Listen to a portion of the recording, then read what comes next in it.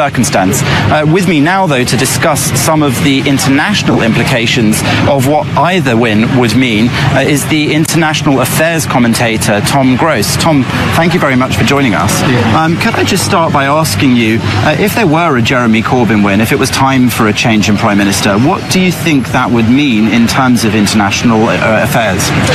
Well, it would actually be a very radical change.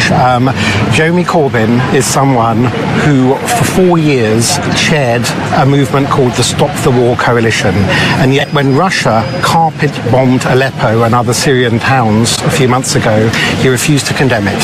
He refused to condemn Russia when they deliberately bombed a UN aid convoy, when they bombed hospitals.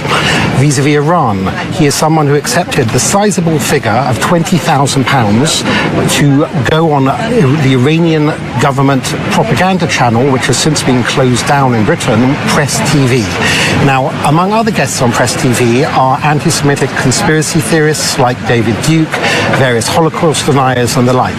So I would even question whether friendly Western intelligence agencies would want to share intelligence with Britain, led by Jeremy Corbyn, since his sympathies seem to be somewhat with countries like Iran and Russia. And specifically in relation to that then, what about Israel and maybe closer to home, British Jews? How would they feel in that circumstance? Yes. Well, some people have suggested that Jeremy Corbyn is an anti-Semite even. I'm not sure he personally is an anti-Semite. He doesn't have a kind of Goebbels-like obsession about Jews that the former mayor of London, Ken Livingstone, sometimes seems to have. However, because Corbyn is on the far, far left of the British political spectrum, almost surrounded himself almost with Stalinists, he's at a place where there's a kind of lot of conspiratorial theories about Israel, about capitalism, about Zionism and so on.